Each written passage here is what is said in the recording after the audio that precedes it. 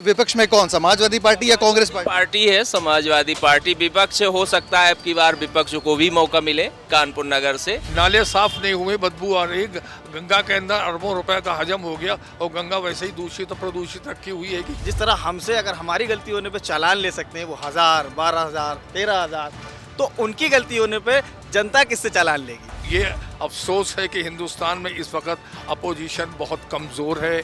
अपने ईगो को लेकर के, अपनी सत्ता को लेके, अपनी कुर्सी को लेके तो वो सोच रहा है, लेकिन देश के लिए वो नहीं सोच रहा है। कहते हैं किसी शहर का अगर चुनावी माहौल जानना हो, राजनीतिक तापमान नापना हो तो चाय की दुकान पर चले जाइए और वहाँ जो बातें हो रही होंगी वही शहर का माहौल होगा।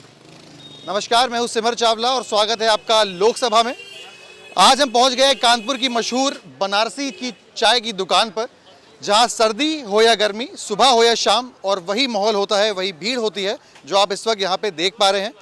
यहाँ हम आए हैं आज, चाय भी पी रहे हैं इनकी और ये जानने की कोशिश भी कर रहे हैं कि कानपुर में चुनाव का क्या माहौल है, यहाँ की जो जनता है 2024 के लिए किसको पसंद करती है। यहाँ कुछ लोग बैठे हुए हैं, यहाँ पे चर्चा कर ही रहे थे जब हम यहाँ पे आए।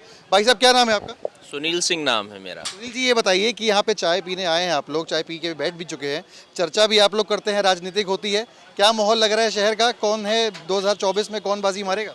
जो मौजूदा पार्टी है उसका तो चल ही रहा है, लेकिन विपक्ष भी यहाँ पर पूरी तरीके से मजबूती से बढ़ रहा है आगे। विपक्ष में कौन, समाजवादी पार्टी या कांग्रेस पार्टी? पार्टी है समाजवादी पार्टी। विपक्ष हो सकता है अब की बार विपक्ष को भी मौका मिले कानपुर नगर से, तो इसलिए वो मजबूती से आगे बढ़ रहे हैं। पहले तो कांग्रेस पार्टी यहाँ पे प्रमुख विपक्ष थी, लेकिन आप समाजवादी पार्टी का नाम ले रहे हैं। कौन है कैंडिडेट जो आपको लगता है कि यहाँ प्रबल दावेदार है 2024 में, या हो सकता है? कोई ब्राह्मण चेहरा हो सकता है समाजवादी पार्टी से, और बाकी जैसे कि भाजपा से तो आप जान ही रहे हैं, ही है। आपने बात करी ब्राह्मण चेहरे की, तो फिर अमिताभ वाजपेयी जो यहाँ के विधायक है वहीं इकलौते ब्राह्मण चेहरे हैं जो इस वक्त अपोजिशन का लोहा ले रहे हैं सरकार से। हो सकता है उन्हीं को टिकट, तो अब जब फाइनल होगी तब पता चलेगा। चलिए ठीक है। क्या नाम है भाई आपका? मेरा नाम मिथुन शर्मा है। ये बताइए कि आप भी यहाँ के निवासी हैं, इधर आते हैं, चाय वाय पीते हैं, चर्चा भी होती है, क्या लगता है भाजपा सरकार ने जो काम करा है या जो काम पिछले कुछ सालों में हुआ है डेवलपमेंट का, उससे संतुष्ट हैं? लगता है कि मौका देगी बीजेपी को आने वाली जनता टाइम? मैं पुनः एक बार फिर से बीजेपी को मौका दूंगा। इनके कामों से जनता बिल्कुल संतुष्ट है और ऐसा ही करने से जनता बिल्कुल संतुष्ट हो चुकी है। एक बार पुनः फिर से, और उससे बड़ी जीत होगी। आपको लगता है कि काम किया है पचौरी जी ने, सांसद है जो यहाँ के? बहुत काम किया है। क्या काम आपको पसंद है? हमें तो उनके सारे काम पसंद है। अब क्या काम गिना दे, क्योंकि संतुष्ट कोई नहीं हो पाएगा। कुछ नाम गिना दीजिए उन लोगों के लिए जो देख रहे हैं। लोगों की नज़र में तो बहुत ही काम है, कितने गिना दे। मैं आपको जितना भी गिनाऊंगा कोई भी संतुष्ट नहीं हो पाएगा उनके कामों से। सभी संतुष्ट है इसलिए क्योंकि काम बहुत अच्छा है। एक बार पुनः पचौरी जी को फिर से विजयी बना के हम लोग संसद भेजेंगे। लेकिन आपने बताया कि उनको पुनः मौका मिले, लेकिन उनकी उम्र 75 साल की हो गई है। आप बताइए भाई साहब, क्या नाम है आपका? वीएन सिंह। वीएन जी, ये बताइए कि इन्होंने बताया कि पचौरी जी उनको दोबारा मौका मिलेगा। एक उम्र एक फैक्टर है, भाजपा में 75 साल के ऊपर को कम मौका मिलता है। आपको लगता है दोबारा सरकार उनको मौका देगी, बीजेपी उनको मौका देगी? देखिए, ये वक्त की बात है कि कैंडिडेट का उन्हें उचित मिलता है या नहीं मिलता है। सवाल एज का नहीं है, यहाँ तो एज फैक्टर बाद में आता है और बन जाता है इंसान। एमएलए, एमपी, मिनिस्टर जो चल नहीं पाते हैं वो भी बन जाते हैं। एज तो नतीजा इसका ये है कि एक युवा पीढ़ी को आप ढकेल करके आगे बढ़ रहे हैं। मेरा अपना व्यक्तिगत रूप से विचार है कि जब किसी भी देश के नेता लोग युवा पीढ़ी को धकेल कर या उनको ढकेल कर आगे बढ़ते हैं तो युवा कब बढ़ेगा आगे?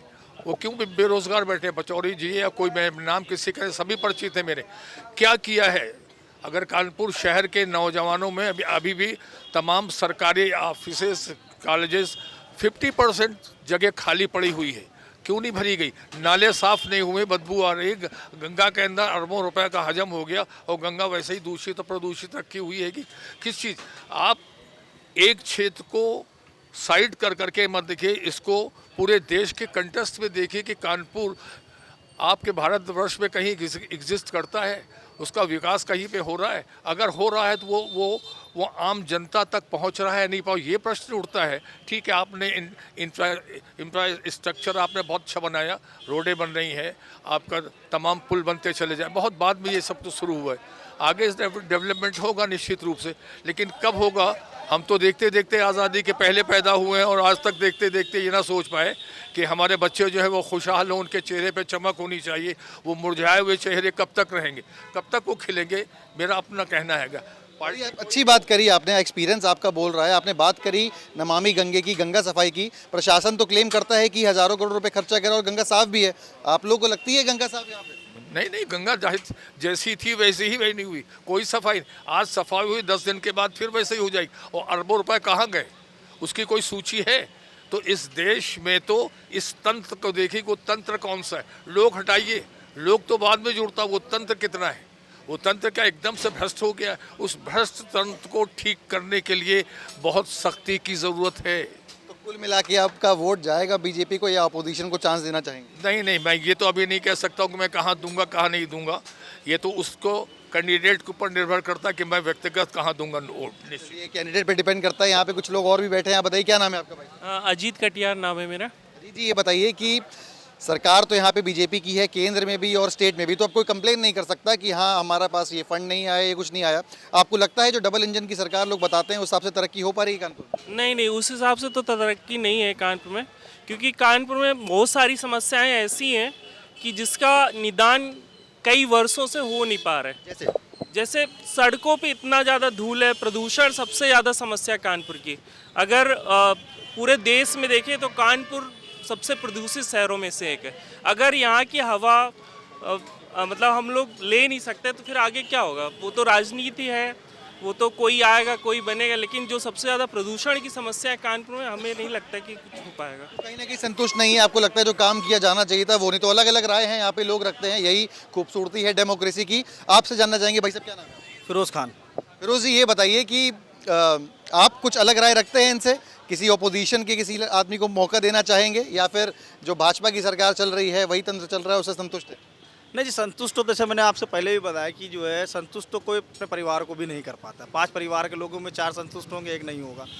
तो लेकिन हाँ, एक जो अभी आपने भाई साहब से बात पूछी, डबल इंजन की जो सरकार थी वो तो यहाँ पे तो अब नहीं है।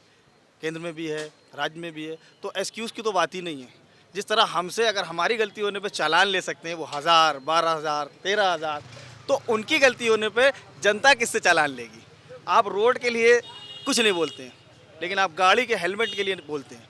तो मतलब ये है कि जब हमारे पास एक्सक्यूज़ नहीं है तो कहीं ना कहीं सरकार के पास भी एक्सक्यूज़ नहीं है। और हम लोग पूरे साल में नहीं, 2 साल में नहीं, 3 साल में नहीं, आई थिंक मतलब 5 सालों के बाद ही मौका मिलता है एक बार। तो जाहिर सी बात है चुनाव में सोच समझ के ही अपना पक्ष रखेंगे।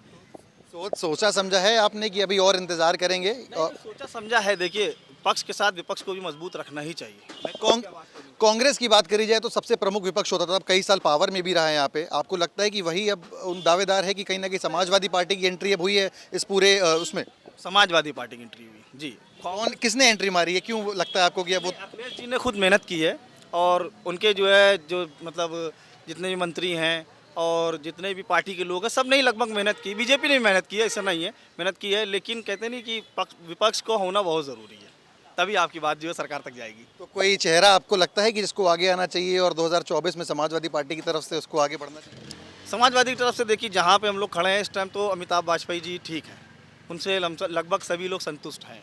संतुष्ट हैं? जो एक मुस्लिम समाज का भी उनको समाजवादी पार्टी को सपोर्ट रहा है, ब्राह्मण चेहरा है, तो कहीं ना कहीं अर्थमेटिक आपको लगता है उनके पक्ष में जा सकती है? हाँ बिल्कुल, क्योंकि देखिए ऐसा है ना कि ब्राह्मण चेहरा है, जैसे आपने कहा मुस्लिम का, वो तो मुस्लिम का अगर होता तो मुस्लिम को देखता, वो चीज़ नहीं है, वो चीज़ नहीं होनी चाहिए। काम के ऊपर है। अमिताभ वाजपेयी जी ने काम कराया है तो लोग कर रहे हैं। अगर अमिताभ वाजपेयी जी नहीं कराएंगे, कोई और कराएगा, तो कहीं ना कहीं मुस्लिम वोट हो या हिंदू वोट हो उधर जाएगा ही जाएगा। चलिए, बहुत बहुत धन्यवाद हमसे बात करने के लिए, हमारी राय रखने के लिए। आप कुछ कहना चाह रहे हैं? आप अपोजिशन को क्षेत्रीयता से क्यों जोड़ रहे हैं?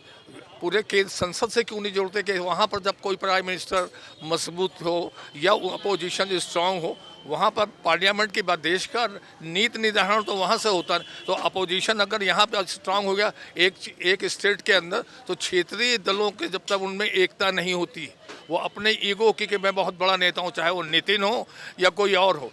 9 स्टेट्स ऐसे बैठे हुए हैं जहाँ पे अलग चीफ मिनिस्टर बैठ, अगर ये एक हो जाएंगे तो अपोजिशन स्ट्रांग होगा।